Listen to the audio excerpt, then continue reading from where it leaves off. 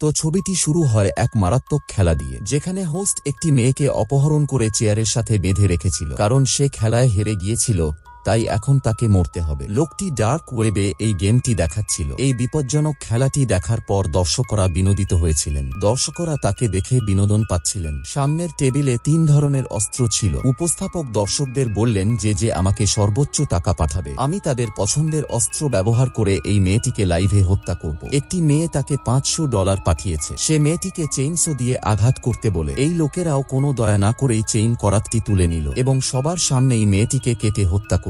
একই সময়ে পুলিশও এই খেলা সম্পর্কে জানতে পারে এবং তারা খেলা বন্ধ করার জন্য একই জায়গায় পৌঁছে যায়। কিন্তু পুলিশ এখানে 2 জন ছাড়া কাউকে খুঁজে পায়নি। তারা এখানে সেখানে খোঁজাখুঁজি করে, কিন্তু পাত্রে কেবল একটি শিশুকে খুঁজে পায়। অন্য সকল লোক সম্ভবত এই স্থান থেকে পালিয়ে গিয়েছিল পুলিশ আসার আগেই। এখন গন্ধটা কেটে যাচ্ছে এবং আমাদের কিছুক্ষণ আগের একটি দৃশ্য দেখানো হচ্ছে। বেন ক্লান্ত এবং এখন ঘরে ফিরেছে, আর সে খবর পেল যে লোকটি আবার সেই খেলা শুরু করেছে। খবরটি শুনে তিনি তৎক্ষণাৎ থানায় পৌঁছান, যেখানে সমস্ত অফিসার ডার্ক ওয়েবে বসে একই উপস্থাপকের খেলা দেখছিলেন, যাকে তারা এখন পর্যন্ত সফলভাবে ট্র্যাক করতে পারেনি। সে খেলায় 2 জনকে অপহরণ করেছিল এবং জোর করে তাদের রক পেপার এবং কাঁচি খেলতে বাধ্য করেছিল। তারা দুজনেই জানত যে এই গেমটি খেলার পর তাদের জীবন হারাবে। যখন এই 2 জন খেললেন না, তখন টিজার গান দেখে তারা হতবাক হয়ে গেলেন। যখন তারা দুজনেই খেলাটি খেলে, তখন মেয়েটি হেরে যায়, যার কারণে তাকে হত্যা করতে হয়। ছবির শুরুতে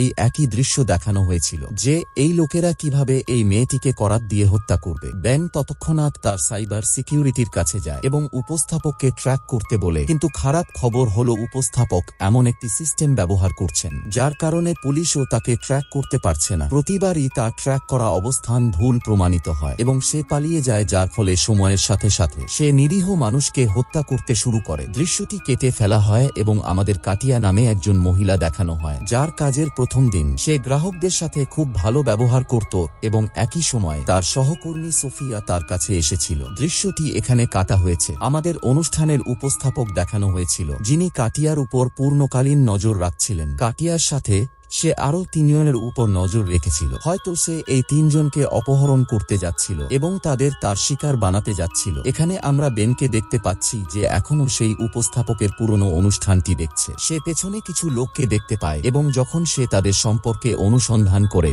তখন সে জানতে পারে যে এই লোকদেরও অপহরণ করা হয়েছিল, যার অর্থ উপস্থাপক এখানকার সমস্ত লোককে হত্যা করেছে। সে তাদের অবৈধভাবে অপহরণ করত। কাজ শেষ হওয়ার পর কাটিয়া বাড়ি ফিরে যাওয়ার কথা ছিল, কিন্তু সোফিয়া তাকে থামিয়ে দিল, কারণ আজ ছিল তার চাকরির প্রথম দিন এবং সোফিয়া তার সাথে কিছু সময় কাটাতে চেয়েছিল। কাটিয়া বলল, আমি থামতে পারছি না, কারণ আমার ছেলে এবং আমার মা আমার জন্য অপেক্ষা করছে। কিন্তু সোফিয়ার পিড়াপিড়িতে সে কিছু জুস পান করার জন্য থামল। তারা কথা বলল এবং সাথে সাথে কাটিয়া চলে যেতে শুরু করল। আমরা উপস্থাপককে দেখলাম, যিনি তার লোকদের সতর্ক থাকতে বলেছিলেন। কাটিয়া একটা নির্জন জায়গায় থামল। তারা সবাই কাটিয়াকে আক্রমণ করে এবং তাকে অজ্ঞান করে দেয়। এরপর আমরা দেখতে পাই যে কাটিয়াকে সেই স্থানে নিয়ে যাওয়া হয়েছে যেখানে উপস্থাপক অনুষ্ঠানটি করতেন। যখন তার জ্ঞান ফিরে আসে, তখন সে ভয় পেয়ে যায়। সে চিৎকার করার আগেই একজন লোক চাদর থেকে তার মুখ বের করে এবং তাকে আস্তে কথা বলতে বলে এবং বলে যে যদি কেউ এখানে শব্দ করে,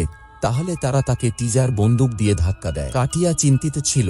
সে জানত যে তার ছেলে এবং তার মা অবশ্যই তার জন্য অপেক্ষা করছে। সে তাকে জিজ্ঞাসা করল, এই লোকেরা কারা যারা আমাদের এখানে বেঁধে রেখেছে? পরে সে তাকে বলে যে সে এই বিষয়ে খুব বেশি কিছু জানে না। আমাকেও অপহরণ করা হয়েছে এবং আমার জ্ঞান ফিরেছে, কিন্তু যখন আমি কথা বলতে শুরু করলাম, তখন একটা টিজার বন্দুকের শব্দে আমি চমকে গেলাম। আমরা দেখতে পাচ্ছি যে এখন উপস্থাপক তার অ্যাকাউন্টে অপহরণের ভিডিও প্রকাশ করেছেন। এটা দেখে বেন খুব রেগে গেলেন এবং তার দলকে এই সমস্ত লোকদের তথ্য জানতে বললেন, তারা কোথায় কাজ করত এবং কোথা থেকে তাদের অপহরণ করা হয়েছিল। বেন এই মামলায় খুব খারাপভাবে আটকে গিয়েছিল। সে এমন কোন সূত্র খুঁজে পেল না যার মাধ্যমে সে উপস্থাপককে ধরতে পারে। এবার তার মাথায় মামলাটি সমাধানের জন্য একটি ধারণা আসে। সে একজন বন্দীর কাছে যায়, যাকে সে নিজেই একটি ডার্ক ওয়েব মামলায় গ্রেপ্তার করেছিল। এই ছেলেটি আসলে ডার্ক ওয়েব থেকে একজনকে ধরে হত্যা করেছিল। সে খুব ভালো করেই জানত কিভাবে ডার্ক ওয়েব থেকে মানুষকে ধরতে হয়। বেন তাকে শোতে অপহৃত ব্যক্তিদের ছবি দেখায়, সে অনুষ্ঠানটি সম্পর্কে বলে, আর সে একজন বন্দী চেয়েছিল যে তাকে উপস্থাপককে ধরতে সাহায্য করবে। কিন্তু এই ছেলেটি বেনের সমস্ত আশা ভেঙে দিয়েছে এই বলে যে এই লোকটি ডার্ক ওয়েবের সবচেয়ে শক্তিশালী মানুষ এবং তাকে ধরা অসম্ভব। সে বলে যে সে নিশ্চয়ই জানে যে পুলিশ ইতিমধ্যেই তার পিছনে লেগে আছে। সে সব সময় পাহারা দেয় যাতে পুলিশ তাকে ধরতে না পারে। যখন বেন কোন আশা ছাড়াই তার অফিসে ফিরে এলেন, তখন তিনি জানতে পারলেন যে উপস্থাপক আরও দুজনকে অপহরণ করেছেন এবং তিনি নিরীহ মানুষকে হত্যা করে তার খেলা চালিয়ে যাচ্ছেন, আর পুলিশ তখনও নিশ্চুপ বসেছিল। দৃশ্যটি কেটে দেখানো হয় যে উপস্থাপক তার দ্বিতীয় অনুষ্ঠানটিও শুরু করেছিলেন। এবার তার শোতে অনেক প্রতিযোগী ছিলেন। সে কাটিয়াকেও এখানে ডেকে পাঠালো। প্রতিযোগীর সামনে একটি বন্দুক রাখা হলো এবং সে দর্শকদের বলল, আজকের খেলাটি খুবই আকর্ষণীয় হতে চলেছে। এই বন্দুকটিতে মাত্র একটি গুলি আছে এবং 6 জন প্রতিযোগী রয়েছে। যার ভাগ্য খারাপ তাকে হত্যা করা হবে। খেলা শুরু হয় এবং প্রতিযোগীদের বলা হয় যে তাদের মাথায় বন্দুক রেখে ট্রিগার টিপতে হবে। একে একে সবাই ট্রিগার টিপতে শুরু করলো। যখন কাটিয়া গুলি চালায় তখন তার বন্দুকটিতে কোনো গুলি ছিল না, কিন্তু অন্য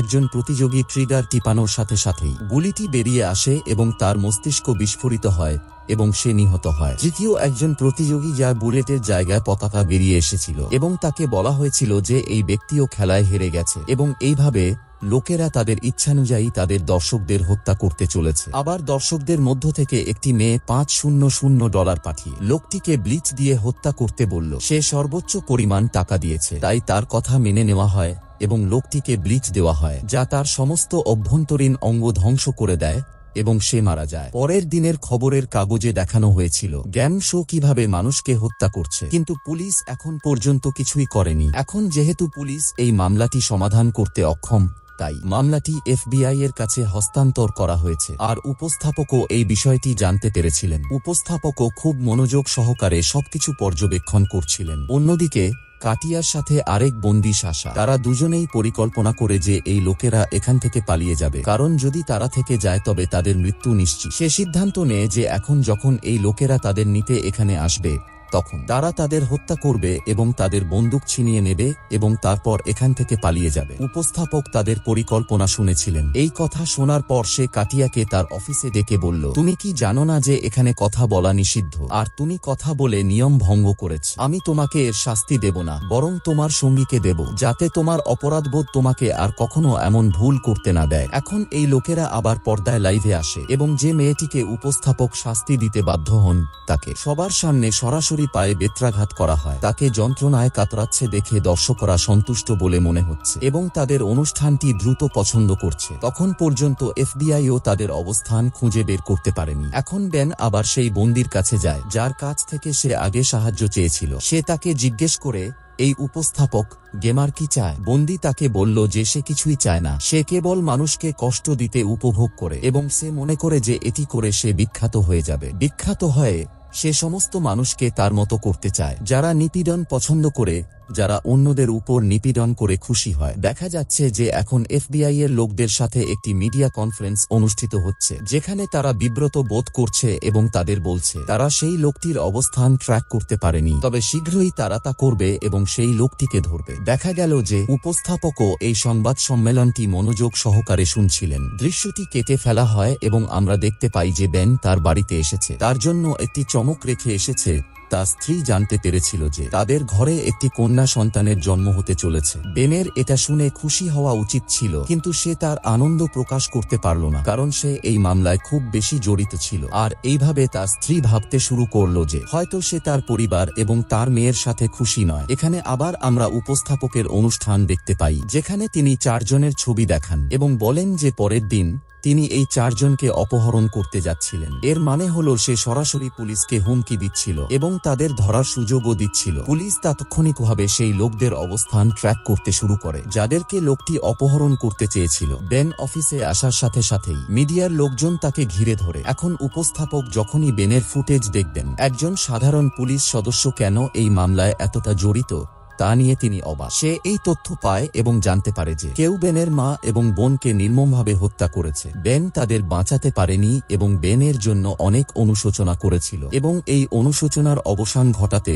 সে এখন নিরীহ মানুষের জীবন বাঁচানোর মিশনে ছিল। অবশেষে উপস্থাপক সেইসব লোকদের অপহরণ করেছিলেন যাদের জন্য তিনি আগের দিন হুমকি দিয়েছিলেন। একটা খুব ছোট মেয়েও ছিল যে এই অনুষ্ঠানটি দেখত। সে ভেবেছিল যে এই অনুষ্ঠানের লোকেরা তার সাথে কিছু করবে না, কিন্তু এখানকার উপস্থাপক তাকে বলেছিলেন যে যদি সে এই খেলায় আসে তাহলে সে এখন এই অনুষ্ঠানের শিকার হবে এবং আর এই অনুষ্ঠানের ভক্ত থাকবে না। এখানে উপস্থিত সকলের মতোই তার সাথেও একই আচরণ করা হবে। এই বলে সে ক্যামেরার দিকে মুখ ফিরিয়ে তার দর্শকদের বলতে শুরু করলো, আজ তারা একটা ফাঁকি দেওয়ার খেলা খেলবে যেখানে এই গেমারদের একে অপরের দিকে বল মারতে হয় এবং বাকিদের এই বল থেকে নিজেদের বাঁচাতে হয়, আর যদি এই বলটি কাউকে আঘাত করে তাহলে তাকে হত্যা করা হবে। এখন খেলা এখানে শুরু।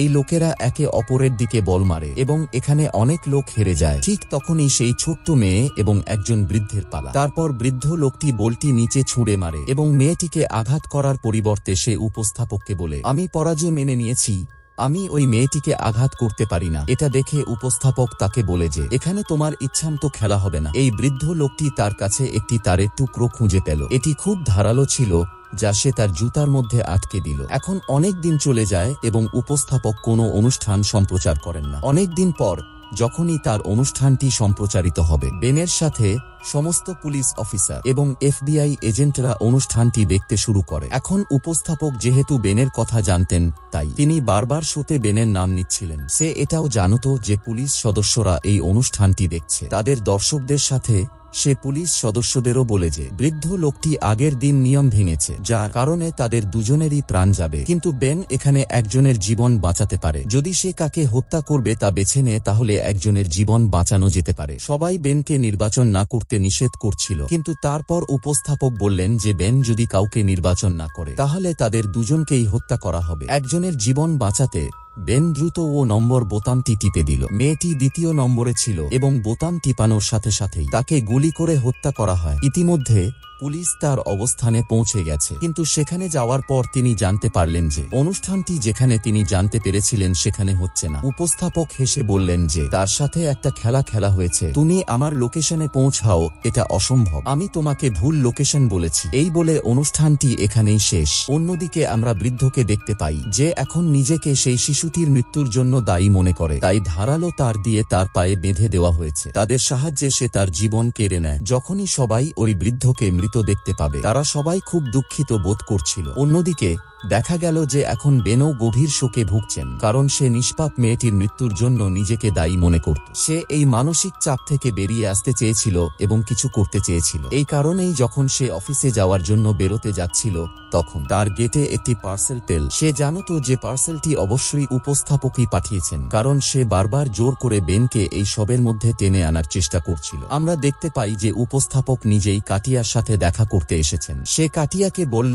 যে আজ তোমার মৃত্যুর দিন, তুমি চাইলে তোমার ছোট্ট সিংহের সাথে কথা বলতে পারো। সে অবাক হয়ে গেল জেনে যে সে তার ছেলের কাছে এই কথাটা ছোট সিংহ বলে ডাক। সে এটা কিভাবে জানলো? তার মনে পড়ল শেষ কবে সে তার সহকর্মীকে এই কথা বলেছিল। আচ্ছা, এবার উপস্থাপক নিজের কথা বললেন, যেখানে তাকে জিজ্ঞাসা করা হয়েছিল যে আপনি কাকে মনে রাখছেন। কাটিয়া বলেন, আমি আমার ছেলে এবং আমার সহকর্মীর কথা মনে করছি। বেন তার ইতিহাস মনে রাখল। তার সম্পর্কে তদন্ত করা হয়েছিল। সে মাত্র একদিনের জন্য কাজে গিয়েছিল। যদি সে তার সহকর্মীর কথা বলে, যার অর্থ এটি বেনের জন্য একটি ইঙ্গিত। নিশ্চিতভাবেই তার সহকর্মীও এই সব কিছুর মধ্যে বিকশিত। সে তৎক্ষণাৎ তার সহকর্মী সোফিয়ার সাথে দেখা করতে যায়, যেখানে প্রথমে সোফিয়া তার সাথে কথা বলে না, কিন্তু তারপর সে বেনকে কিছু নোট লিখে জানায় যে তার ছেলেকেও এই লোকেরা অপহরণ করেছে এবং সে ক্যামেরার মাধ্যমে সেগুলো দেখতে পারে। সে কাটিয়ার সাথে যাই করুক না কেন, তাকে তা করতে বাধ্য করা হয়েছিল। এই সময় বেন তাকে জিজ্ঞাসা করলেন যে আপনি যখন আপনার ছেলেকে মুক্ত করতে গিয়েছিলেন